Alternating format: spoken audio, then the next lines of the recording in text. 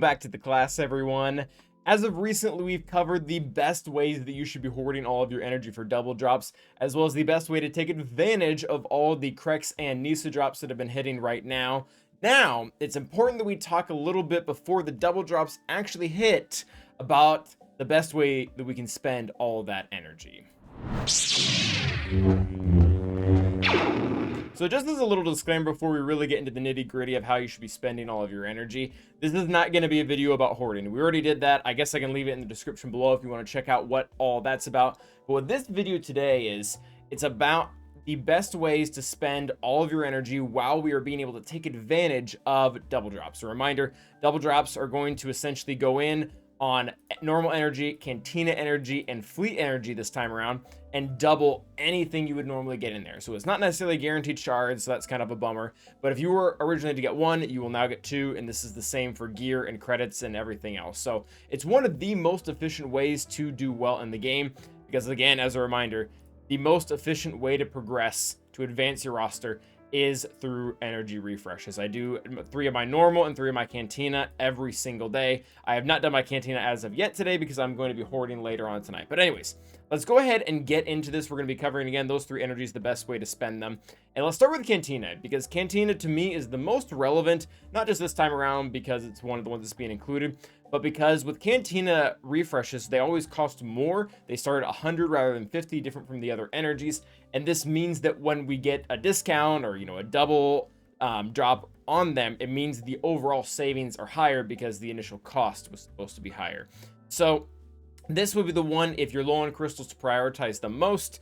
And I really suggest spending it on signal data. I know that a lot of people are currently in the middle of character farms. I myself am actually doing that right now. I'm trying to farm up Cal, but the reality is Cal probably is not dropping in the next couple of weeks, maybe in a month or so. That'll be about the 90-day mark for his next version. So I don't really need him at 7 stars today. I probably still have a few weeks to do that, and that's probably how long it'll take considering 3 refreshes.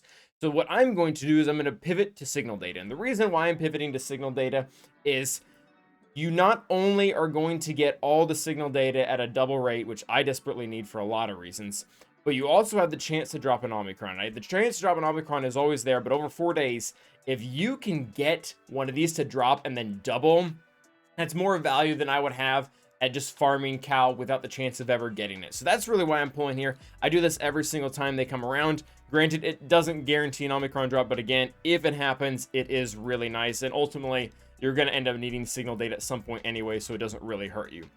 Now, as to which signal data you should be going after, it doesn't really matter for the vast majority of people. But for those of you who remember all of my videos on energy efficiency, I do like to not do the green ones, the middle one. And the reason why is because if you ever want to buy signal data from the store, those not necessarily the packs, but if you go into the store and the shipments and you see all 3 different types of energy there, the one that has the best deal is actually the green. Because if you see our kind of math here, especially where the brackets are, the store amount that has the closest overall value to that of the 100 crystal refreshes is the green one. So if you have to just pick one, maybe you're a light spender, or you just find yourself spending a lot of your free-to-play crystals on signal data, focus all those crystals on the green, and then for double drops, really hone in on this one that has overall garbage drop rates. I realize the drop rates are not good on flawed signal data, but that's true inside and outside of double drops. So to focus on it right now, to kind of get ahead on that ball, so that when you do have to relic something up, you already have a stash there that will be half as painful to do at the time, and that's better. This one's also fine. Really, the green one is the one that just has the better deal compared to its normal drop rate when you go over to the shipments. A reminder, those end up being, I believe, in both the normal shipments occasionally, as well as the weekly shipments, if we can look those up in here. Yeah, I think the weekly shipments has those pretty continuously, where you can go in here and you can kind of check it. And if anybody does have different drop rates than what we showed, please do tell me. I've had a few people question that in the past, but I've never been given sufficient data to really think otherwise. So again, this is what we're referring to. If you're ever buying signal data from the store, do that for the green, and then use your double drops or whatever normal drops for the other 2 gray and blue ones. So that is going to wrap up Cantina. Basically, put a hold on your characters slightly now, go for signal data, call it a day. Now, normal energy, this is not quite going to be the case. In fact, it's going to be the opposite when it comes to characters. Whatever characters you're doing now, keep doing them throughout double drops. Just speed up the process, get more of what you already need so that you can finally have the Zori team that everyone else and their mom seems to have right now, or so that you can finally finish off your Tusken team because you were dumb and already applied the Tusken Omicron while a bunch of your characters are still gear 11. Anyways, get your characters, and I will even say this on top of that. If you are ever thinking about wanting to do the 25 crystal refresh to be able to hit the node more, now is the time.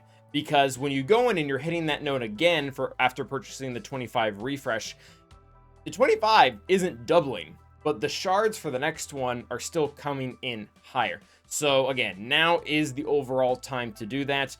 If you didn't have any intentions of ever accelerating any of those characters, that's fine. You don't need to do it. It's not a necessity. But again, if you're trying to meet a specific deadline, like Jedi Knight Cal coming back, and you need Tarful up, and you've done the math, 30 days of normal drop rates won't get you there. This is the time to be spending those 25 crystal refreshes on the node to get there. Now, let's say you have already done all the characters that you're currently working on, and you need something else to do.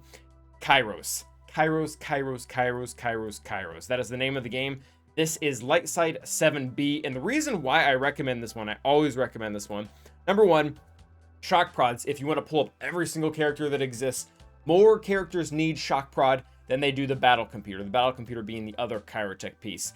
And not only that, not only are they in more need than the other one, this MK5 Fabritech datapad is of high value for Bronzium. So maybe you don't have a problem with Bronziums now, but there's really no reason not to do that node on top of all the other ones. If I look at my Bronziums right now, they're actually pretty darn low. I could actually use that node a lot. And if we go here, the MK5 Fabritech, whatever it's called, it is worth 10 salvage. Whereas if you start to look around, a lot of the other stuff is worth like 2 or 6 or 2, 2, 2. It's a lot of 2s, guys.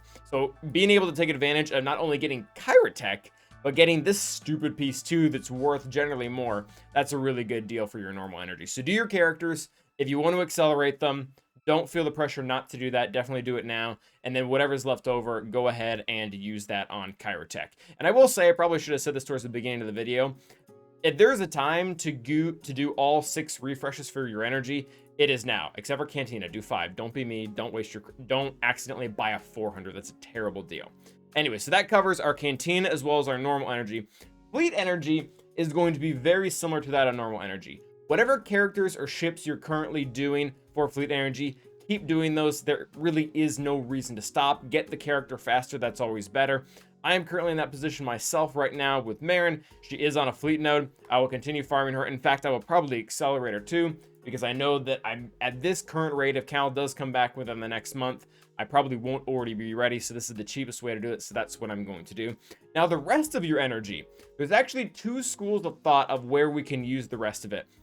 And I'm going to say this is the general overall best value. If we come into fleet on 2E, and we farm up our furnaces, not only is this a good piece that can be salvaged, but it's also needed on like all these stupid characters down here and a ton of other characters that I already have geared. So you need this piece in general. It's in very high demand. As you can see, I kind of have been farming this node a lot. But in addition to that, this is what I like so much about this node. These pieces right here are all used on relic salvage as well. If we go ahead and remember those 3 pieces, we don't really need to remember those 3 pieces. I have this organized in a way that it's easy to see. But if we take those 3, we go into our scavenge right now, and we look here, that I already have these pieces picked out right here. Carbonite circuit board, you get this one, it's worth 3. I guess they're all kind of worth 3, so whatever.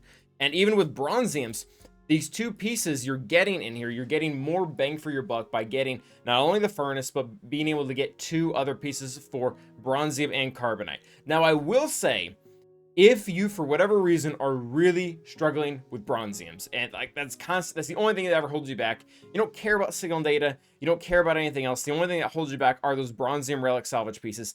The best node is this guy right here, 1D.